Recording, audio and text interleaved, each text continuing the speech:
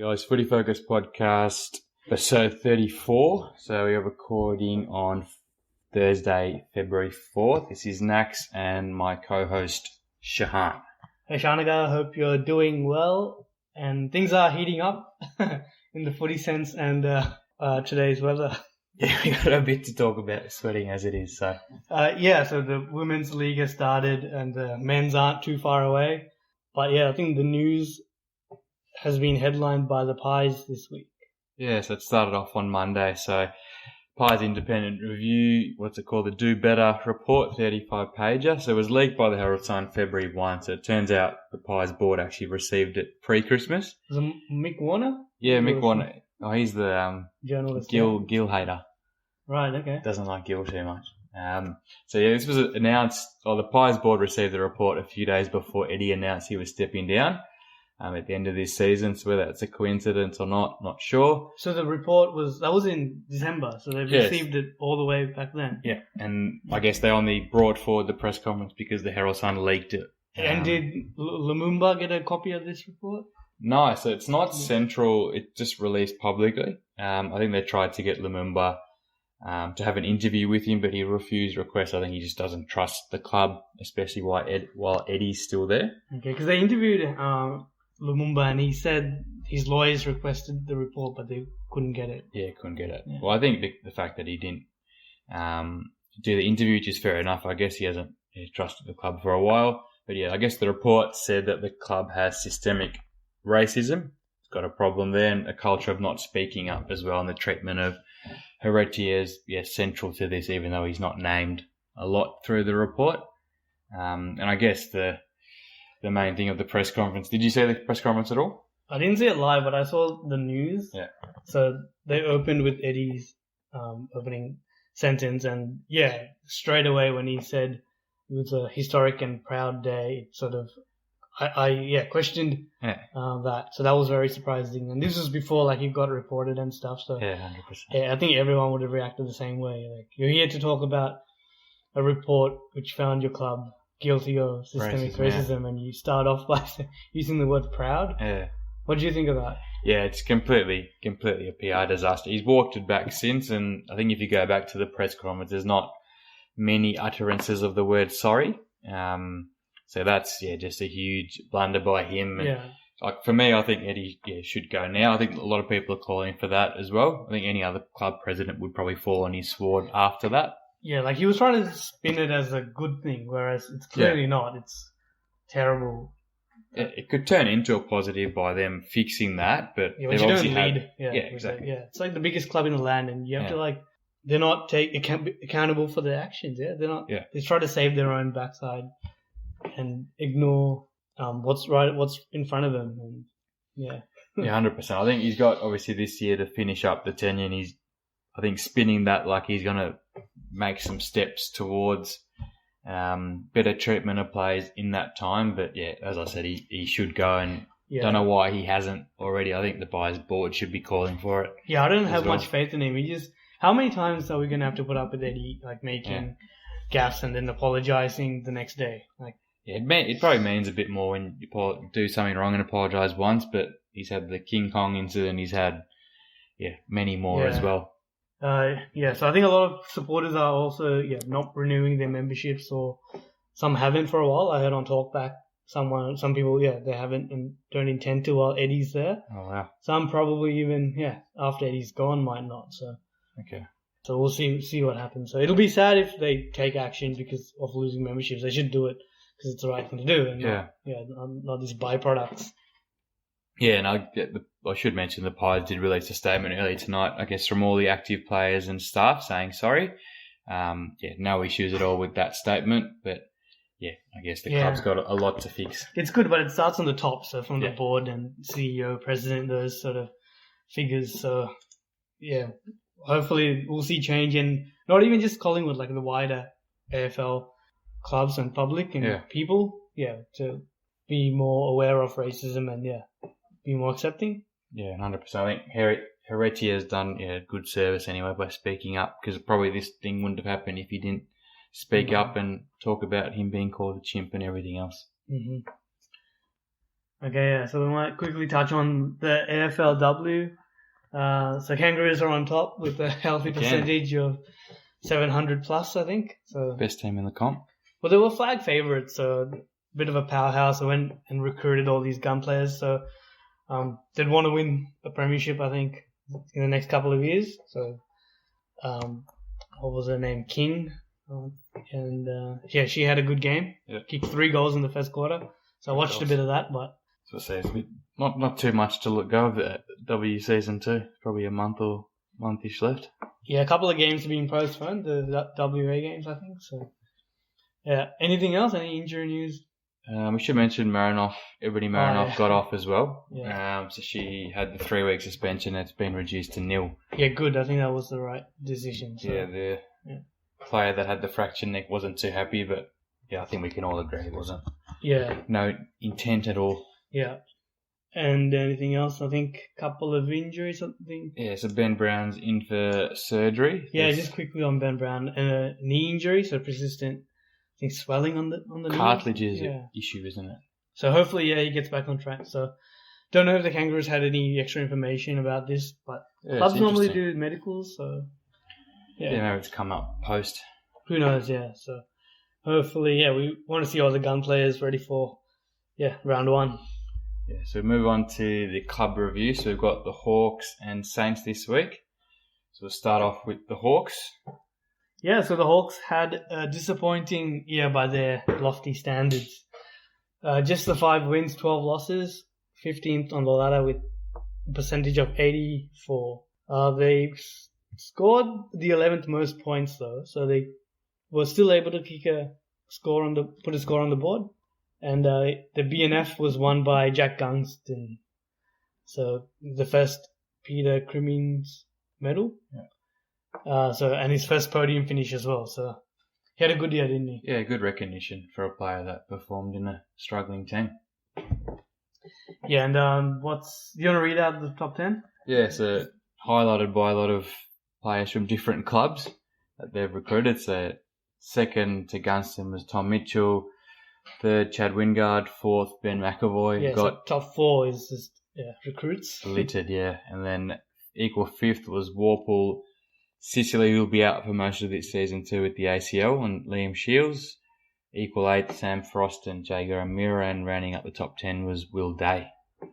Yeah, so a bit of a mix there. So you get a couple of experienced players, and there's a couple of youngsters in there as well. So I guess that's just where they're at. So they topped up a few years ago. And have a couple of youngsters coming through. So, probably need to have more youngsters pushing into that top 10 in the future. Yeah, so for a bottom 14, what were their positives for the year? Yeah, I think they started the season off fairly well. So they defeated the Lions and the Tigers, both who played in prelims. Yeah. Tigers won it, obviously.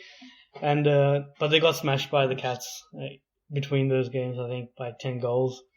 And only held on to defeat the Roos by 4 points. So, went a bit downhill from there, just winning 2 games, but their start was positive.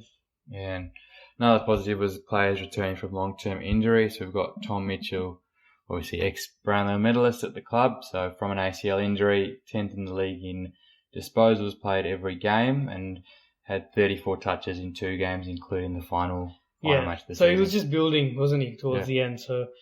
hopefully he's had a good preseason and he can get back to his best. Well, they always say, I think, from a long-term injury, it's that second year back where you regain your form. And Jarman Impey, ex-Port player, he came back in round 9.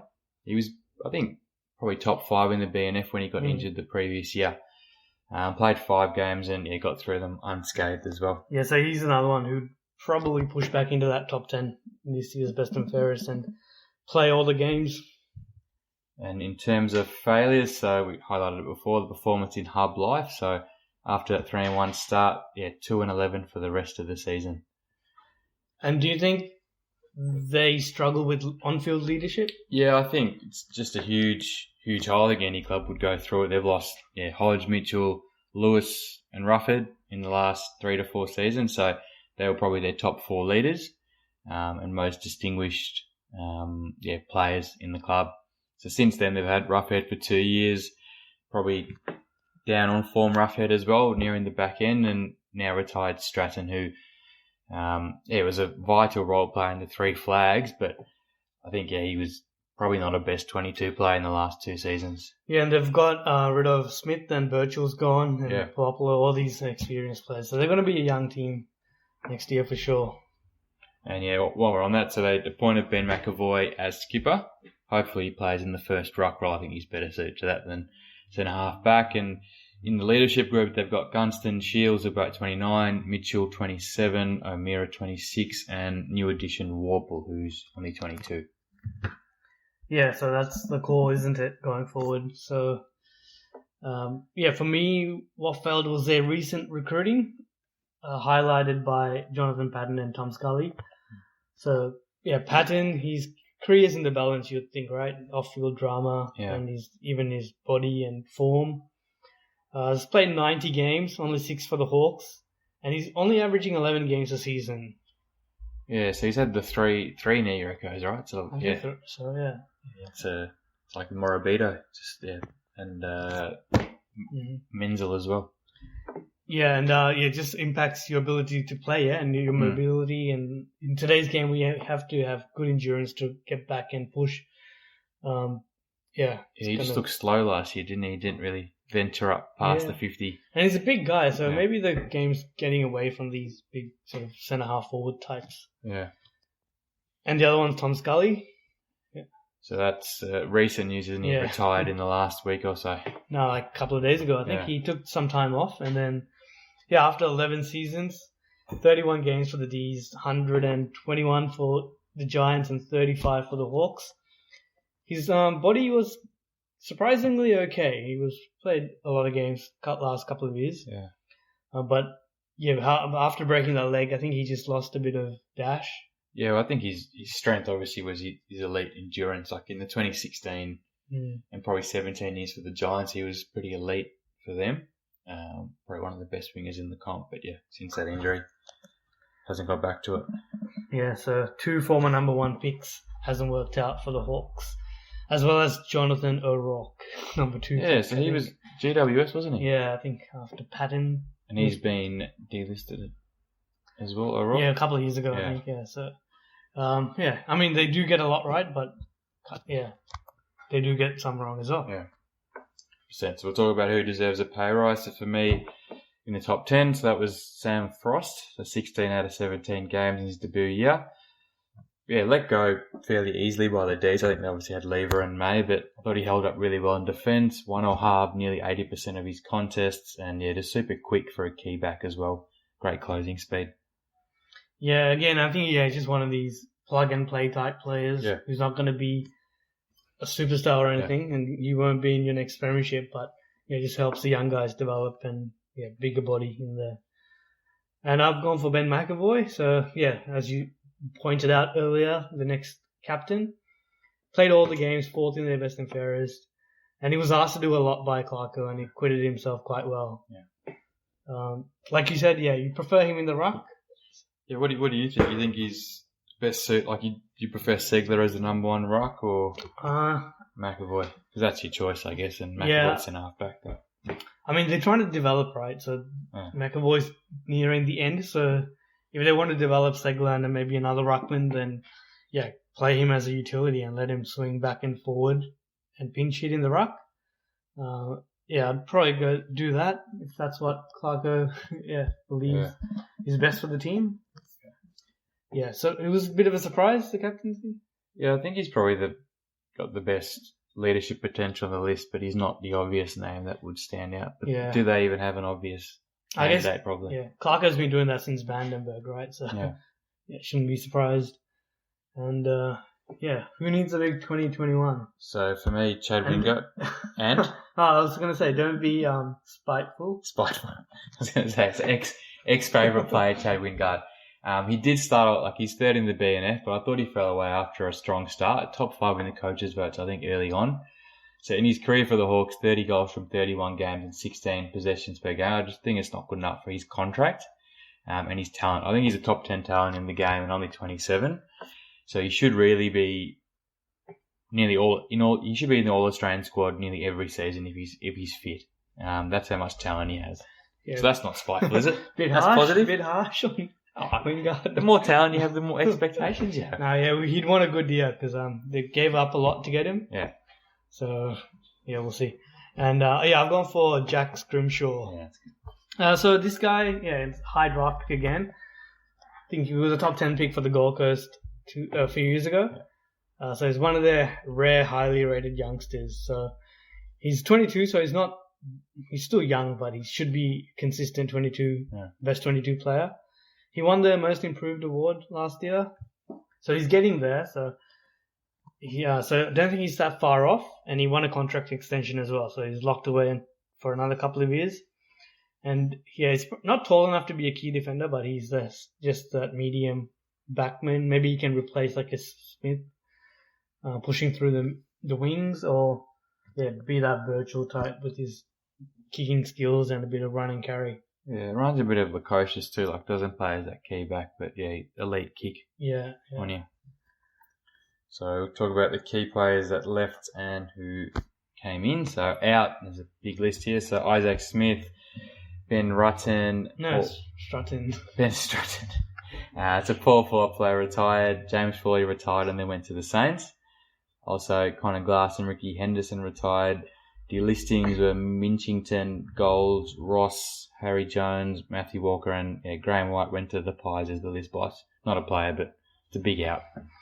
Yeah, and free agency ins and trade-ins were Carl Hardigan from Adelaide, Tom Phillips from Collingwood, and they drafted Granger Barras, Seamus Mitchell, Connor Downey, Tyler Brockman, Jack Saunders.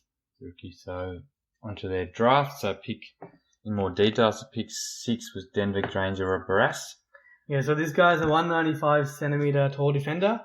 Can play forward a bit too, so he was thrown forward in one of the practice games in WA and he did pretty well. He has a good ability to read the play and he's that intercept marking defender. So played seniors as well for Perth and he averaged just over 10 possessions and 4.5 marks a game, which is pretty good. And he's got pretty good pace as well, so under 3 seconds for the 20 meter. And some recruiters thought he could have gone number 1, so they've done well to get him. Yeah, 100%. In very highly rated form as well. The junior, it's pick 29, Seamus Mitchell. Yeah, a bit of a bolter. Wasn't really on the radar for most of the year. So as a small forward, 181 centimeters, has pace and composed with the ball in hand. And his vision and awareness, clean hands are all a feature. And he's another quick player as well. And third in the country for vertical jump. Okay. Good stat. Pick 35, Connor Downey. Yeah, from the Eastern Rangers and NGA. So his mother's Chinese, so he qualified for the academy. So he's a medium midfielder defender, 185 centimeters. North Melbourne, as they often do, bid for him. And the other club honest. Matched, yeah. Left footer who breaks the lines as well. So bit of speed and penetration in his kicking. 46, Tyler Brockman. Yeah, another sort of unknown sort of bolter type. So small forward, 180 centimeters. Again, with speed is one of his key attributes, and neat skills and applies to defensive pressure. Rookie draft pick for was Jack Saunders. Similar to Brockman, so 180 centimeter height, another line breaking player who can go forward, strong fend off and a booming right kick. And they also have a new player training with them, I think, for that SSB. Okay, the second last list spot. Yeah, and he's a similar type, like another fast player. So they must have noticed they lack leg speed or something. Any inside word from Cal Twomey? No, not much actually. Yeah, the Kangaroos wanted to downgrade pick 2, so looking at pick 4 and a second rounder from the Hawks, but they wouldn't accept it because I think always wanted Will Phillips, so I think he was expected to slide. There, Mm-hmm. Yeah, you might. Do you want to take us through the best 22? Yep. So we've got Blake Hardwick, Kyle Hardigan, and Sam Frost in the back line. Halfbacks, Jarman Impey, Denver Granger Barras, Will Day. So wingers, Liam Shields, Tom Phillips, Tom Mitchell in the centre. Half forwards, Chad Wingard, Tim O'Brien, Sean Burgoyne. Forward line, Jack Dunstan, Mitchell Lewis, Luke Bruce. Ruck's got Ben McEvoy, Jago O'Meara and James Warple. And on the bench, got Jonathan Segler, Jack Scrimshaw, Harry Morrison and Daniel Howe. Yes, so Jait, Cousins, McGuinness, Hanrahan and Patton for the emergencies. So, I thought Jayat, is that you say his name? Yeah, Jayat he looked really good. He did, yes. I wouldn't be surprised if he plays that forward, back pocket, because I think he plays defence a bit more. And, seeing if guys like Cousins can develop and McGuinness to push for games as well. Yeah, and Hanrahan looked promising, and I think, they're just not a place for Patton. Whatever happens with the investigation, I don't think he's best 22. Mm-hmm. So, a bit of a youngish team, and there's still a bit of experience there. So I think, it might come down to injuries. So I don't know. I don't have too much faith in Tim O'Brien. I think he's like 27, 28, sort of oldish. So you'd want to see, Mitchell Lewis take that key mantle there. Yeah, he looked promising. I think the year that Roughead retired got games ahead of him, but it just hasn't come on. And Gunston's never been your number one or two key forward. He's always been the third one. So one of O'Brien and Lewis really needs to come on to give some goals. Yeah, because their spine is a little bit weak, and sort of in that weird age bracket as well, where they're not super young or not super old. Yeah. So I see another sort of a bottom four finish. Yeah. I would even go say bottom two. So with a few injuries, I think they'll struggle to win games. As good as Clarkson is, I'm not sure if he's good enough to turn this team into a contender for the top 8. Yeah, there's a big trend on tipping them for a bottom 2 finish, I think, just based on their list, and it doesn't. Like, their midfield looks good. Mitchell, O'Meara, Warple, Phillip Shields, but didn't stand up last year, so I wouldn't. Even then, it's a little bit one-paced. Like, O'Meara hasn't got that speed he used to. Yeah, before the knee injuries. Yeah, a lot relies on Wingard because he's the one, I think. Impey, if he can push through there. Yeah. So I think, for me, the grade, I think was an E. I think only the blooding of youngsters, Day and, the likes of Shrimko prevented an F grade. I think Day was their first rounder since 2015 with Ryan Burden, who's been traded out to get Wingard. So I think, Clarko's 4 flags, I think, probably saved him from more scrutiny, but another down year won't, I think, because, it's probably 2 or 3 down years in a row without finals. Yeah, when was their last flag? I don't know, 13, was it? Yeah, I think they made top 4 and then... It was like 15, 2015 on the last flag. Oh, 15 was the flag, Yeah, okay. So 16 they lost the Dogs. I think 17 they made top 4, but just out and straight set. Okay, so he's got a bit of time, But we'll see how they transform their list without priority picks or relying on trading in players. So move on to the Saints, who had a far better year. So they were 6th after the home and away, 10 wins, 7 losses with a percentage of 116, very healthy. Thrilling win versus the Dogs in the elimination final, first finals win in 9 years, but then lost to eventual premiers Tigers by 31 points, even though they only had the one less scoring shot as well. Yeah, and best and fairest, no ties, which is good. So they're all 3 ties. So a lot of clubs have ties. So Jack Steele took it out, best and fairest, I'm pretty sure. Yeah.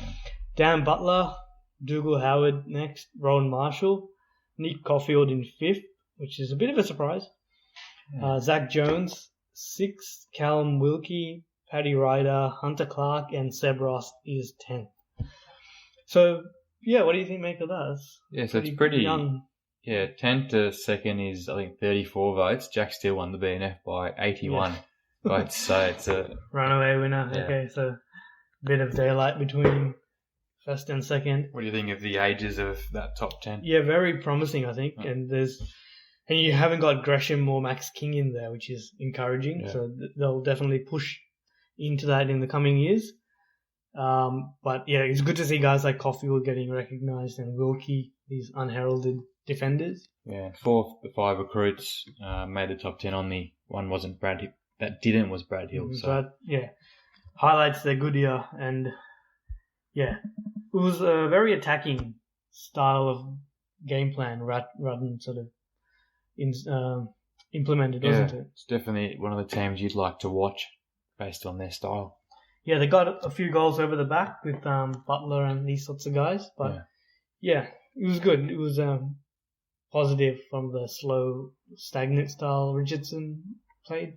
Yeah, it was definitely a big change. And credit to Radden, who's doing very well in his second go at it. And they lost a few close ones as well. So if they can bridge that gap a bit, they won't just squeeze into finals, but they'll possibly contend for sort of top 6, top 4 finish. Yeah. Talk about what worked for the club. So for me, it was Marshall and Ryder combo and ruck and forward. So 23 goals total. Ryder was best on ground in the finals win versus the Dogs. His first final, was it? First finals win? First finals win, yes. He did play for Port and we lost. So yeah. And Essendon, and they haven't won. We haven't won for 16 years. Okay, yeah. So that's true. Good stat there. Yeah. Good stat. Marshall was 7th in contested marks per game, and I think he's surely the next captain. I think Steele and Howard are probably the only other obvious candidates, and Joe Geary's broken his leg as well. Yeah, that's a good point. So do you reckon, what will they do with the captaincy? They haven't announced it yet, so is it time for Geary to hand it over, or do you... I thought it should have been done at the end of last year, just because he's nearing the end. Ideally you'd want 1 or 2 year transition while that ex-captain's still at the club. Yeah, I tend to agree, because Geary will miss a little bit of the year, like the early few weeks. So, Steele... I would have had Steele maybe. I don't know if he's good with his leadership qualities, but you can't go wrong with, I think, Marshall or Steele if they're rated internally. Yeah, maybe co-captain potentially. I like captains. I like players that tackle and do the defensive stuff, and Steele does that. So he'll be pretty inspiring, I think. So you've got a good one just based on the style of play. Just the scoring power. So they were the 4th most for points for. So leading the way up forward was Butler with 29 goals, King with 18, and Membry with 20. So I think 20 maybe it was. Yeah, I think he did more than a goal a game. Mm-hmm. So those 3 in particular, they hit the scoreboard. So to that you'll add Gresham and Jack Higgins as well. So it'll improve again, and they'll be one of the most dangerous forward lines, especially with King clunking onto those contested marks. Yeah, and I think Butler probably should have been all Australians who outperformed Rioli and Castagna combined, players that probably Richmond held on to and let go of Butler as well. Not that it's a wrong decision, because they did win. Yeah, still won the flag, but he's... Yeah, and Geary as well. He was very important in that finals win. So played forward. He's been swung forward a few times and managed a couple of goals on Caleb Daniel. Yeah, he's played that defensive tiger role, hasn't he? Yeah, it's inspiring, But I was watching that. It was really good. Good seeing him kick those goals. What failed for you? Yeah, so not much, but the midfield support for Jack Steele, highlighted by the BNF, 81 points or votes ahead of second place. Hill had an underwhelming year, and I think Crouch and Hunter Clark you'd probably earmark to fill those holes. I think they're just lacking star quality. Many midfielders have 2 or 3 guns. I think they probably just have the one at the moment. Yeah, so Crouch is potentially a pretty good fit. Yeah. So, just plug him in and play, especially if Handlebury is injured, as he often is. Identified a hole down back. Yeah, it was a bit of a tough one. They had a pretty good year, so not much. But defensive support for Howard, I think, could be useful. So, it failed them in the final where Lynch got a hold of him, had 17 touches, 10 contested, 6 marks. Could have kicked 5 goals or something.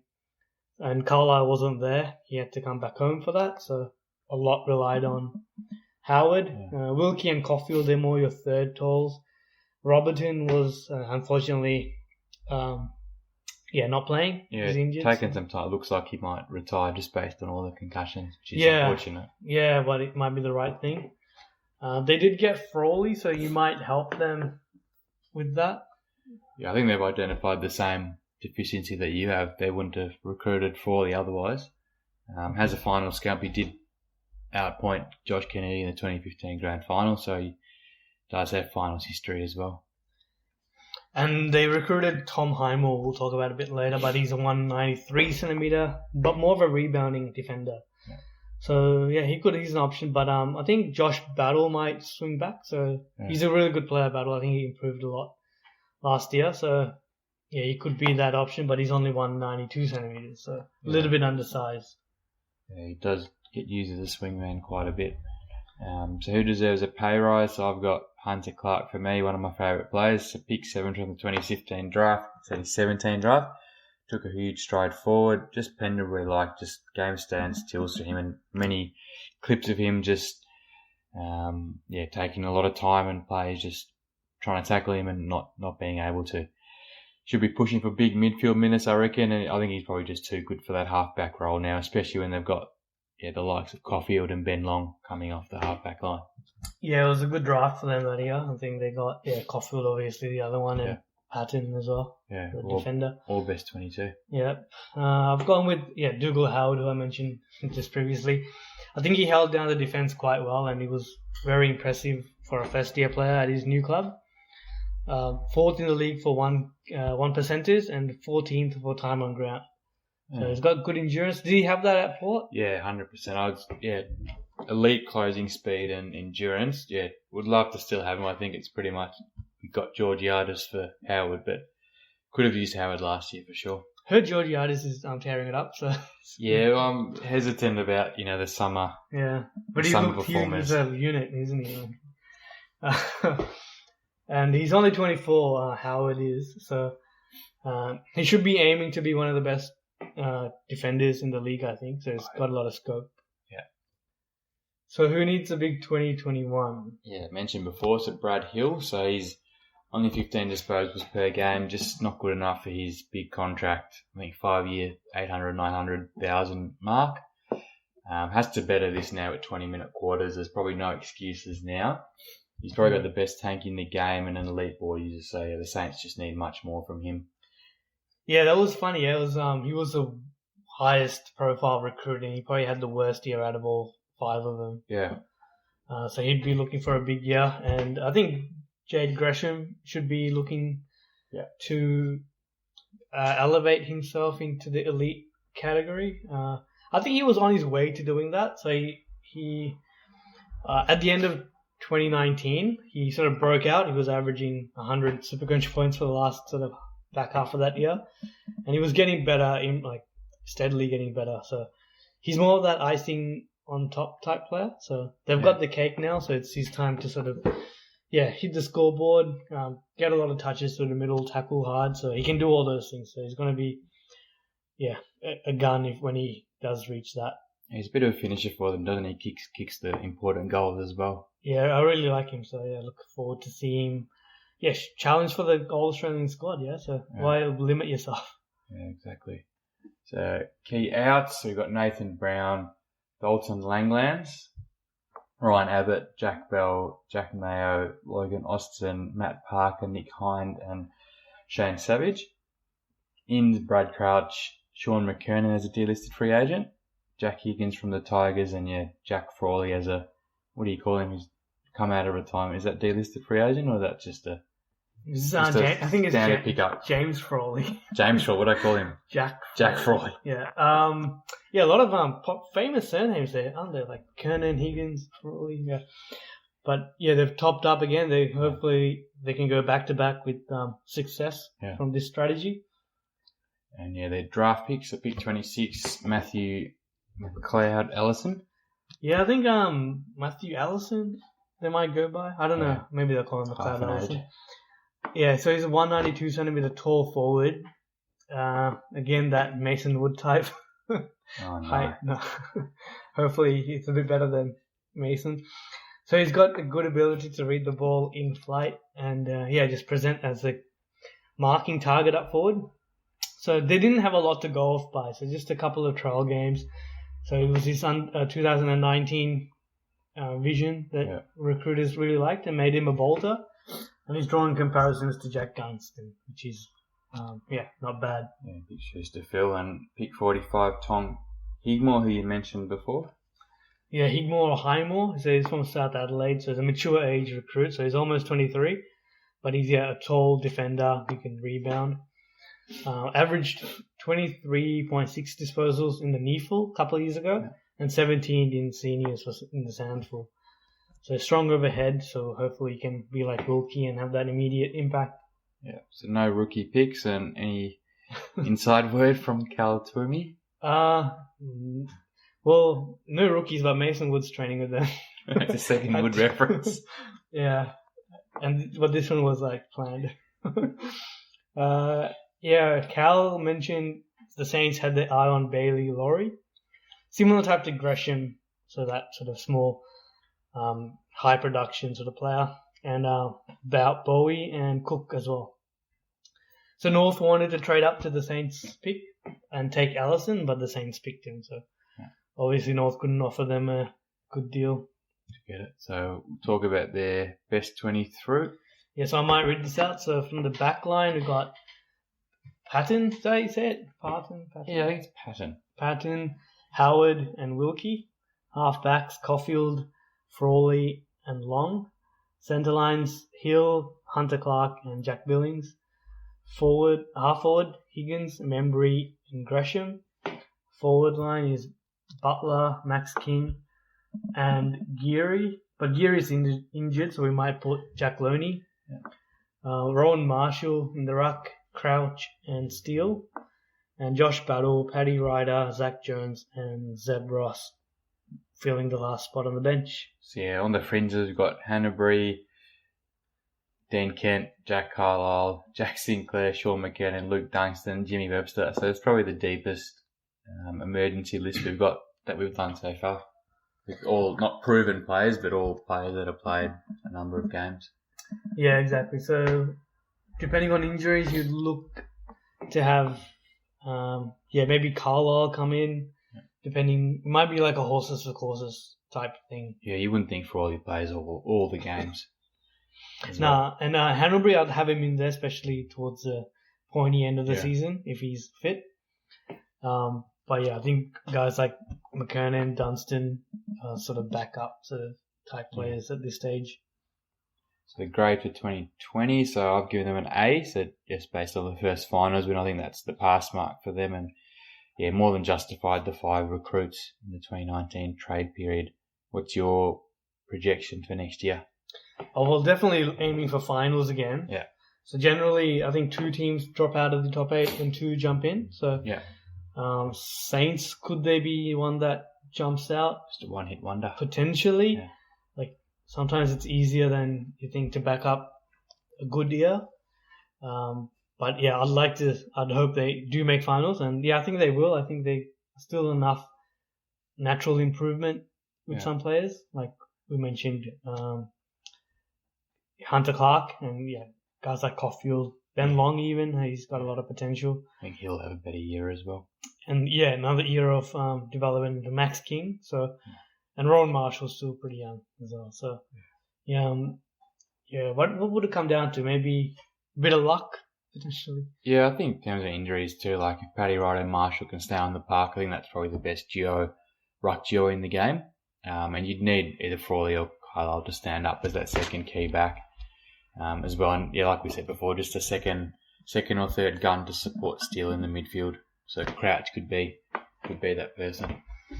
Yeah, I think a lot comes down to maybe how they coach and if oppositions sort of have analysed their game plan and work them out a bit. That would be a bit of a challenge. And I don't know, tall forwards could again sort of be that weakness where Lynch or like Dixon might get a hold of Howard and expose Frawley.